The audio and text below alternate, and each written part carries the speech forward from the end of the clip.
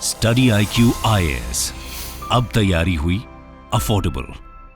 नमस्कार दोस्तों मैं सबसे पहले आप सभी को जो यूपीएससी 2023 का सिविल सर्विसेज एग्जामिनेशन हुआ था उसका कट ऑफ दिखाना चाहता हूं। आप में से जो लोग तैयारी कर रहे हैं उनको तो इसके बारे में पता होगा ही, लेकिन मैं बाकी लोगों के लिए बता दूं क्या होता है कि इसमें जो कट ऑफ आता है वो अलग अलग कैटेगरीज के लिए आपको डिफरेंट कट ऑफ देखने को मिलेगा। जैसे कि फॉर एग्जाम्पल अगर हम बात करें जो पहला स्टेज होता है प्रीलिम्स का, इसमें जनरल कैटेगरी का जो कट ऑफ गया था 200 मार्क्स में से वो गया था 75.41। और वहीं अगर आप देखोगे बाकी कैटेगरीज के लिए, स्पेशली यहां पर अगर आप फिजिकली डिसेबल्ड हैं तो यहां पर आपको कट ऑफ और भी काफी कम देखने को मिलता है। जैसे कि ये फिफ्थ वाले कॉलम में देखिए यहां पर 33.68 मार्क्स। उसी प्रकार से मेंस एग्जामिनेशन के लिए भी आपको देखने को मिलेगा कि अगर आप फिजिकली डिसेबल्ड हैं तो यहां पर कम कट ऑफ जाती है, और होना भी चाहिए क्योंकि उनको भी हक बनता है कि यहां पर एडमिनिस्ट्रेटिव सर्विस के अंदर वो काम कर सकें, देश की सेवा कर सकें। लेकिन सोच के देखिए, कुछ लोग अगर यहां पर फेक सर्टिफिकेट बनाते हैं,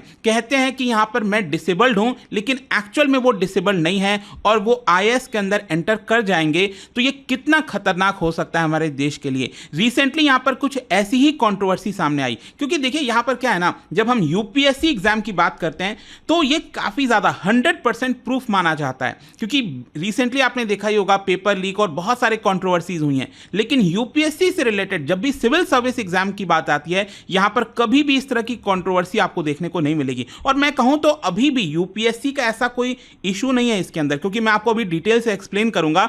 यहां पर कुछ ना कुछ लूप होल की वजह से, सिस्टम में लूप होल की वजह से इस तरह की चीज करने की कोशिश की गई है। और यहां पर जो IAS ट्रेनी ऑफिसर हैं पूजा खेड़कर, उन्होंने कहीं ना कहीं गलत इस्तेमाल किया। और देखिए ये आरोप है अभी के लिए, अभी तो क्या है ना कि यहां पर इसकी जांच होनी चाहिए और अल्टीमेटली पता लगना चाहिए कि आखिरकार ये सब कुछ हुआ कैसे। तो इस वीडियो के अंदर मैं आपको डिटेल से बताऊंगा कि ये पूरा मामला है क्या, यहां पर क्यों बताया जा रहा है कि उन्होंने अपने सर्टिफिकेट को गलत तरीके से बनवाया, साथ ही साथ ओबीसी नॉन क्रीमी लेयर का भी कुछ इशू आ रहा है। बहुत कुछ जानने को मिलेगा, चलिए आगे बढ़ते हैं। लेकिन उससे पहले मैं आप सबको बता दूं कि हमारा यूपीएससी का जो नया बैच है 2025 के लिए दोस्तों, वो स्टार्ट होगा 18 जुलाई से। और इस बार का जो बैच है इसमें खास यह है कि अगर आप प्रीलिम्स भी क्रैक कर लेते हैं तो आपका जो पूरा फीस है वो एक तरह से रिफंड कर दिया जाएगा, और साथ ही साथ एक्स्ट्रा 1 ईयर की वैलिडिटी भी आपको दी जाएगी। तो ज्वाइन करने के लिए हमारे वेबसाइट ऐप पर जाइए या फिर कमेंट सेक्शन में लिंक है और आपको यूज करना है ये कोड अंकित लाइव,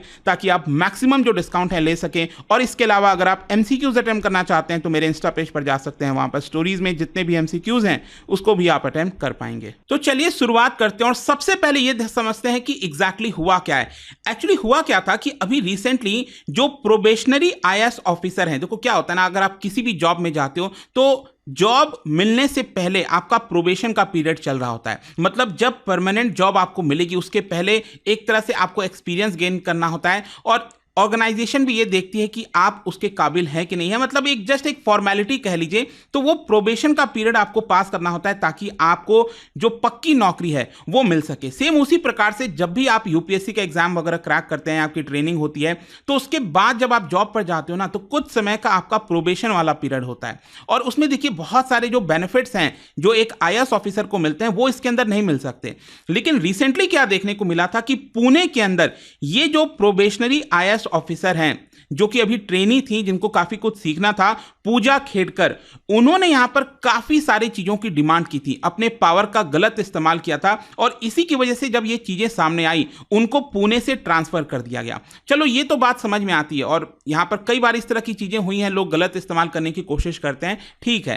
लेकिन क्या होता है ना कि जब आपका मंशा गलत होती है, जब आप कोई गलत काम किए होते हो तो आप लगातार फंसते जाते हो। तो यहां पर यही हुआ है, जब ये मामला सामने आया उसके बाद उनका जो पूरा डिटेल है सिविल सर्विसेज एग्जाम का वो रिवील होने लग गया, वो चीजें सामने आने लग गई। और इसमें यह पता चला कि यूपीएससी क्लियर करने के लिए उन्होंने यहां पर जो विजुअली इंपेयर्ड का सर्टिफिकेट है और जो मेंटली इल का सर्टिफिकेट है वो सबमिट किया था। मतलब उन्होंने यूपीएससी को यह बोला था कि मैं विजुअली इंपेयर्ड हूं और मेंटली इल हूं, तो इसलिए उनको उस वाले कैटेगरी में डालना चाहिए जहां पर उनका कट ऑफ कम जाता है। और एक्चुअली अगर आप देखोगे तो मैं भी काफी शॉक था एक बार के लिए जब मैंने देखा कि यहां पर उनका ऑल इंडिया रैंक आया है 821। हम सब जानते हैं कि 821 ऑल इंडिया रैंक में आपको आईएएस की पोस्ट नहीं मिलती है, लेकिन उनको मिली। तब मुझे पता चला कि यहां पर वो फिजिकली डिसेबल्ड हैं, तो मैंने कहा चलो होगा। लेकिन जब यहां पर लगातार न्यूज आ रही थी तब पता चला और बताया ये गया मीडिया के द्वारा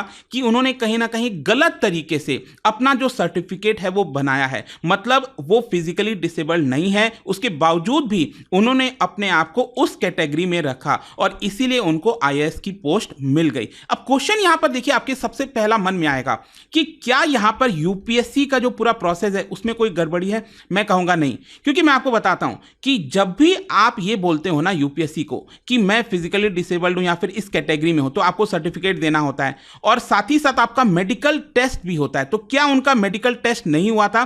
देखो यहां पर मैं आपको एक चीज बता रहा हूं, एज पर यूपीएससी रूल्स आपको मेडिकल टेस्ट से अंडरगो करना पड़ेगा। अगर आपने बोला है कि आप डिसेबल्ड हो तो यहां पर आपको प्रूफ करना होगा। और यूपीएससी क्या करती है, आपको एक पर्टिकुलर सेंटर भेजती है एक पर्टिकुलर डेट पर और कहती है कि वहां पर जाकर आप अपना मेडिकल टेस्ट करा लीजिए और जो सर्टिफिकेट है हमारे पास सबमिट कर दीजिए। तो देखिए यहां पर क्या हुआ है, जो पता चला है मीडिया के माध्यम से कि पूजा खेड़कर ने 6 बार, जी हां 6 बार ये मेडिकल एग्जामिनेशन कंडक्ट करने से मना कर दिया। सबसे पहले उनको बोला गया 22 अप्रैल 2022 को कि आपको एम्स दिल्ली जाना है मेडिकल एग्जामिनेशन के लिए, लेकिन उन्होंने मना कर दिया, कहा कि मैं कोविड पॉजिटिव हूं। चलो समझ में आ गया। उसके बाद वापस से 26 मई को बोला गया वापस से आप एम्स जाइए, शी डिड नॉट गो। इसके अलावा 27 मई को बोला गया कि आप सफदरजंग हॉस्पिटल चले जाइए, वहां पर भी वो नहीं गई। तो लगातार इस चीज को मिस करती रही। 1 जुलाई को भी उन्होंने इस चीज को मिस कर दिया और फाइनली उन्होंने कहा कि मैं 26 अगस्त को जाऊंगी और यहां पर एमआरआई का स्कैन कराऊंगी। देखिए एमआरआई इंपॉर्टेंट इसलिए हो जाता है ताकि उन्होंने बोला जो विजन लॉस है उसको उनको दिखाई नहीं देता है, तो वो एक तरह से पता लग जाता कि कितना विजन लॉस है। लेकिन ये भी उन्होंने मिस कर दिया ऑन 2 सितंबर। मतलब 26 अगस्त वाला तो मिस किया ही, लेकिन जो एमआरआई एक बहुत ही क्रूशियल टेस्ट था 2 सितंबर को, वो भी उन्होंने मिस कर दिया। अब इसके अलावा देखिए उन्होंने क्या कर दिया, उन्होंने बाहर से कोई एमआरआई रिपोर्ट, अब झूठी रिपोर्ट होगी क्या होगा नहीं पता, लेकिन बाहर से कोई जो एमआरआई रिपोर्ट है वो यूपीएससी के पास जमा कर दिया। और देखिए यहां पर यूपीएससी ने बहुत अच्छा काम किया, उन्होंने इसको साफ रिजेक्ट कर दिया। उन्होंने कहा कि देखिए हमने आपको जहां पर बोला है जाने के लिए, टेस्ट कराने के लिए, आपको वहीं से टेस्ट कराना होगा। ऐसे तो कोई भी पर्सन कहीं से भी टेस्ट करा के फेक सर्टिफिकेट बनाकर ला सकता है। और इसी की वजह से यूपीएससी ने उनका जो सिलेक्शन है उसको चैलेंज कर दिया इन सेंट्रल एडमिनिस्ट्रेटिव ट्रिब्यूनल। मतलब यूपीएससी का साफ साफ कहना था कि उनका सिलेक्शन नहीं होना चाहिए और यह हुआ था 23 फरवरी 2023 को। तो यहां तक आपको एकदम क्रिस्टल क्लियर समझ में आ जाएगा कि यूपीएससी में एक्चुअल में गड़बड़ी नहीं है। लेकिन यूपीएससी के ये कहने के बावजूद भी उनका जो एमआरआई सर्टिफिकेट है वो एक्सेप्ट कर लिया जाता है और उनको आईएएस की पोस्ट दे दी जाती है। अब मेन प्रॉब्लम यहीं पर है कि ये लूप होल कहां से आया है, क्योंकि यूपीएससी ने तो साफ साफ कह दिया कि उनका सिलेक्शन नहीं होना चाहिए एक तरह से, क्योंकि यहां पर उन्होंने मेडिकल एग्जामिनेशन नहीं कराया।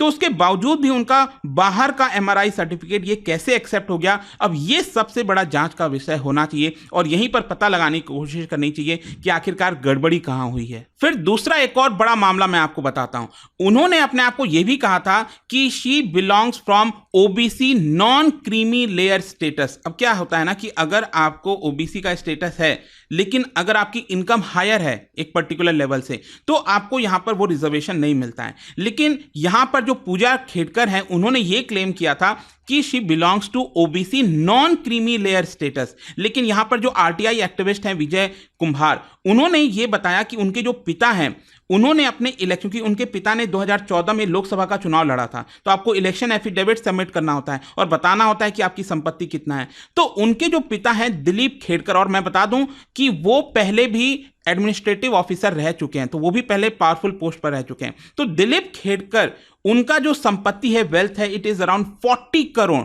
तो क्या आपको लगता है कि जिस पर्सन की संपत्ति 40 करोड़ है उसको ओबीसी नॉन क्रीमी लेयर का स्टेटस नहीं मिलना चाहिए? बिल्कुल नहीं मिलना चाहिए। और इसलिए यहां पर भी सवाल होता है कि आखिरकार उन्होंने गलत तरीके से इसका भी बेनिफिट उठाने की कोशिश की। और इसीलिए यहां पर जो आरटीआई एक्टिविस्ट हैं वो लगातार इस चीज को क्वेश्चन कर रहे हैं कि आखिरकार ये सारी चीजें कैसे हो सकती हैं, इसमें काफी सारी गड़बड़ियां हैं। अब देखिए यहां पर ये सारी चीजें कैसे सामने आई।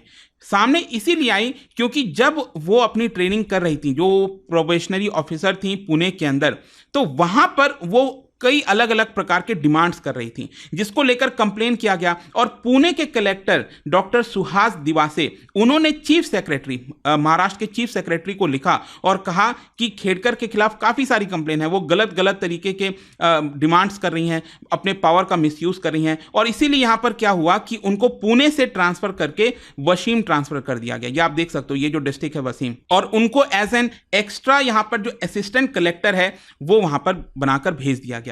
तो ऑलरेडी इस समय क्या है, जो प्रोसेस इस समय प्रेजेंट सिचुएशन है कि उनको ट्रांसफर किया गया, उनको वसीम में जाकर सर्व करना है। लेकिन यहां पर अब जैसा मैंने बोला कि जब ये पूरी स्थिति हुई, जब ये सोशल मीडिया पर वायरल होने लगा, तब जाकर ये सब कुछ सामने आया था। और मैं आपको बता दूं, यहां पर लगातार जो पिक्चर सामने आ रहे थे कि उन्होंने अपनी प्राइवेट ऑडी कार में, एक तो वीआईपी नंबर की प्लेट है, वहां पर महाराष्ट्र आप देख सकते हो शासन ये लिखवा लिया, बोर्ड लगवा लिया है, प्लस रेड जो बेकन है, लाइट है, उसको भी अपने गाड़ी के ऊपर लगवा लिया, जो कि अलाउड नहीं है, आप ये कर ही नहीं सकते।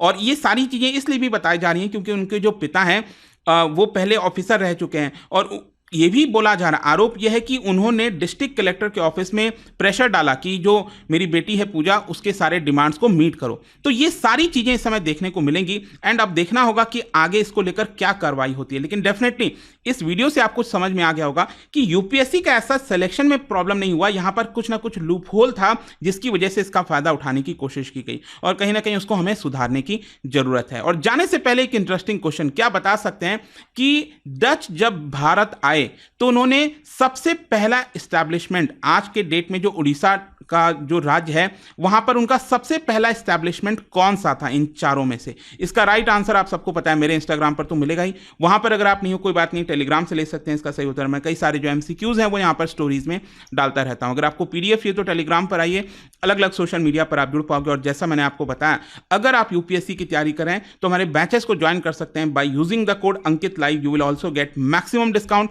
एंड आई होप कि वीडियो आपको पसंद आया होगा। मिलता हूं आपसे next time, till then thank you very much, see you soon.